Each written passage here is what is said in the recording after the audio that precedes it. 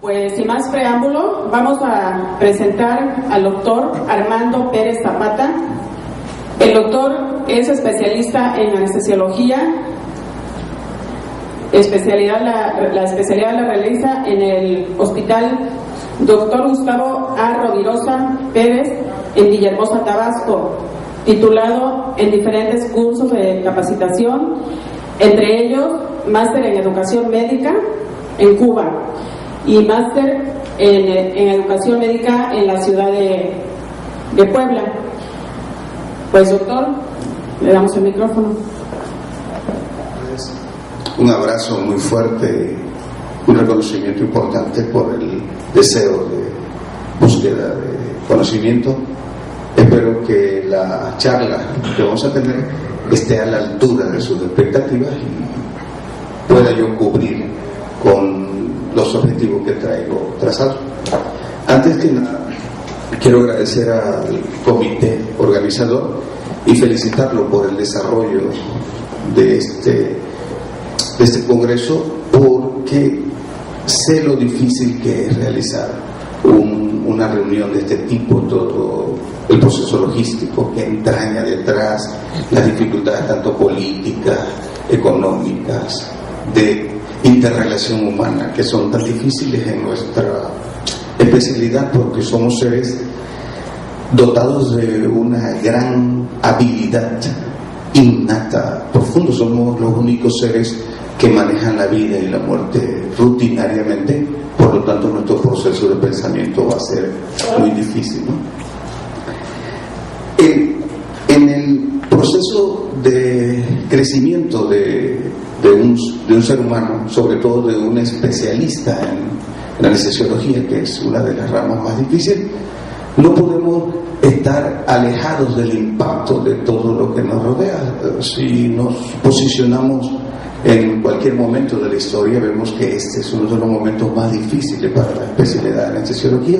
El surgimiento de leyes que atacan directamente el quehacer diario, el desempeño de nosotros, es impresionante.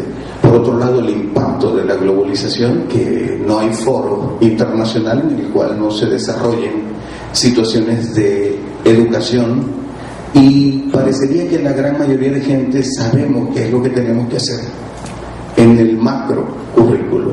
Nos pasa similar a lo que les pasa a los economistas. En macroeconomía tenemos indicadores de que nos estamos desarrollando pertinentemente, de que estamos haciendo grandes cosas, pero en el bolsillo de todos y cada uno de los mexicanos ese impacto no se ve. De forma similar, el proceso educacional podemos buscar en todas las vías y todos sabemos qué es lo que tenemos que hacer para formar un residente de alto desempeño.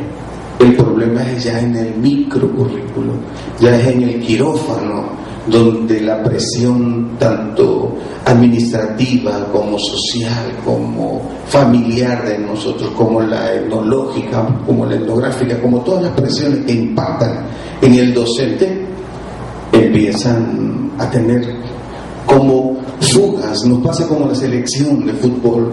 El entrenador de la selección de fútbol, nosotros creemos que sabemos qué es lo que tenemos que hacer con la selección, pero ya en el momento de dar grandes puntos, como que fracasamos, como que algo nos está pasando. El hecho de crear en el hospital donde yo laboro, de crear un departamento de enseñanza destinado al desarrollo de habilidades clínicas y al desarrollo de técnicas de enseñanza para convertir a la anestesiología en lo que realmente es la anestesiología. La anestesiología, desde nuestra concepción, es una de las principales ciencias que apalancan todo el proceso de la medicina en el mundo.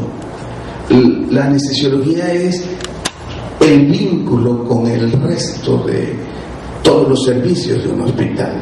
Por lo tanto, debería ocupar el lugar de liderazgo dentro de todos los hospitales.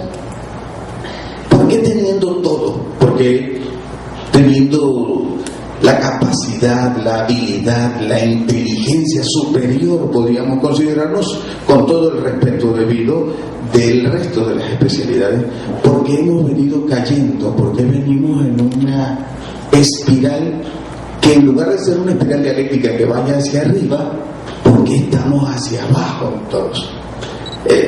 Si nos vamos al proceso filosófico, el nudo Giordano de la hominización nos está impresionando. El conocimiento crece en cuestiones de quantums, o podríamos decir desproporcionadamente con la capacidad que tenemos nosotros de asimilar dicho conocimiento. Eso nos va a dejar en desventaja ante todas las demás ramas de la ciencia. ¿Cómo podemos retomarlo? Voy a tratar de ser honesto, porque generalmente si nosotros nos vamos a las situaciones reales, todos queremos presentar nuestros éxitos, pero no queremos presentar fracasos o algo que nos esté saliendo mal. Aprovechando esta mañana tan preciosa, voy a tratar de ser lo más honesto posible en esta charla. Ese va a ser uno de mis objetivos. Y otro, tratar de motivarlos a que podemos hacerlo, que tenemos la capacidad de hacerlo. Y si tenemos la capacidad, ¿por qué no hacerlo? La plática es una fusión entre lo innovador y lo clásico. Partiré con una pequeña definición de cada una de esas cosas, muy suavecita, solamente para... Es un modelo a seguir, es un ejemplo, es lo que quisiéramos alcanzar dentro de un aspecto cultural. Eso es lo clásico. En la educación de la anestesiología, lo clásico sería el maestro cariñoso, arropador, con deseo de que el residente se convierta en lo mejor, con deseo que lo supere, con deseo que ese residente pueda tener su salud en alta estima, que yo pueda confiar en él para que me dé un proceso de anestesia. Eso sería lo clásico en la anestesiología. ¿En qué se convirtió lo clásico? En el torturador, en el molestador, en el punitivo, en el, hasta cierto punto, podríamos llamarle acosador psicológico del residente. Por alguna razón cambiamos a ese aspecto. Estamos en el camino de poder cambiar. Lo innovador, para que se presente un proceso de innovación en el ser humano, para que pueda aparecer la innovación en cualquiera de nosotros, tiene que existir una apertura mental. Tenemos que romper muchos tabúes, mitos, para que pueda aparecer la innovación. Solamente se presenta la innovación cuando hay una presión externa sobre el individuo que lo obliga a cambiar. Y este es el momento de innovar, porque tenemos una presión de la aparición de nuevas leyes que nos obligan a tener una monitorización diferente, porque tenemos una presión legal que si cometemos un error podemos ir presos, porque tenemos muchas presiones económicas, de violencia, etcétera. Son increíbles las presiones, es el momento para tener la innovación. En internas tengo que vencer mi resistencia, tengo que salir de ese espacio de resistencia que me hace que, a pesar de tener todo para ser grande, yo decida quedarme ahí sin moverme en ese momento.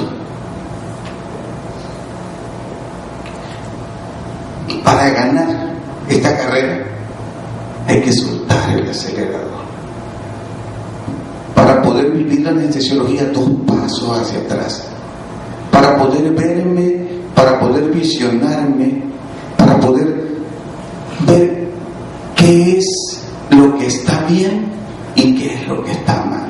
Tengo que echarme 2 pasos hacia atrás para poder utilizar las herramientas que me brinda la gerencia actual, como el análisis FODA, que me permita ver mis fortalezas, mis debilidades, mis amenazas, mis oportunidades, para poder hacer un diseño de cómo quiero yo enseñar a ese ser que llega hacia mí con todas las expectativas de convertirse en un anestesiólogo de alto rendimiento, y yo tengo que diseñar cómo voy a hacerlo. Primero tengo que definir qué quiero formar, después cómo voy a hacerlo, de ahí seleccionar las estrategias educativas, de ahí seleccionar las tácticas educativas para poder lograrlo. Y lo más importante, no son decisiones mentales, no son de pensamiento, son de corazón. que nacen dentro de ti como un proceso educacional que se ha presentado a través de la historia. Desde que se desarrolló el hombre, ha habido quien ha enseñado a otro cómo manejar todas y cada una de las situaciones que nos rodean.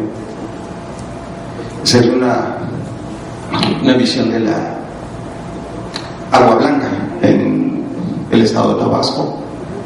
Generalmente es un sitio muy apacible, con agua transparente y todo, pero cuando suceden fenómenos como los que nos están acompañando, se comporta de una manera agresiva. Ese es un rancho de un servidor donde podemos contemplar las tardes algún día que vayamos por allá. Esa es la belleza de la mujer de ella. La realidad es inamovible, compañeros. No la puedo cambiar. Es inamovible. Está ahí y no va a cambiar. Pero mi visión de dicha realidad se va a modificar de acuerdo a mi colchón cognitivo. Eso lo establece Saint-Pierre. Lo que existe en mi quirófano no lo voy a poder cambiar. Eso existe. Existen mitos, tabúes, existen problemáticas administrativas, existen problemáticas sociales, problemáticas políticas, de todos los tipos de problemáticas, y van a incidir sobre los tres actores principales del proceso educacional. Van a incidir sobre el escenario principalmente. El escenario, ese escenario que es el quirófano, es prescindible tenerlo perfectamente diseñado para que se pueda presentar el proceso de enseñanza-aprendizaje. El profesor es fundamental en el crecimiento de todo proceso educacional. El alumno es impresionante. Ahí es donde va a entrar que podemos fusionar lo clásico con lo innovador para modificar nuestra realidad. Podemos impactar muy profundamente en el proceso de enseñanza-aprendizaje a través del proceso gregario, a través de la asociación. Lo que le permitió al hombre evolucionar hasta donde estamos es su asociación, es su conjunto gregario.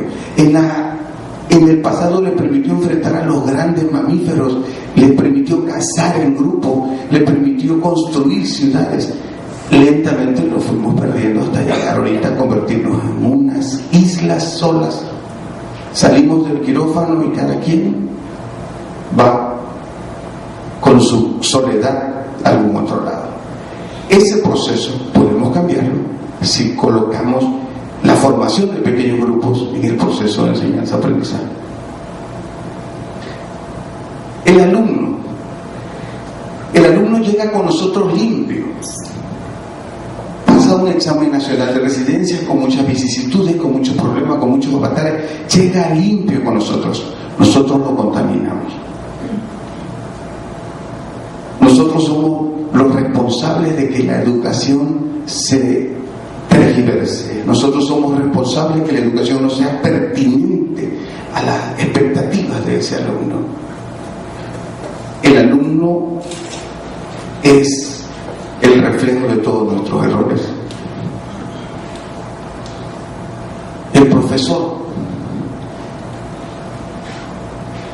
tiene una presión inmensa, familiar, social, económica, política muchas veces, de la delincuencia otras veces, de deudas que tiene importantes, de ese sentimiento que agobia a la mayoría de nosotros los anestesiólogos, que hacemos las cosas más importantes y nadie nos toma en cuenta.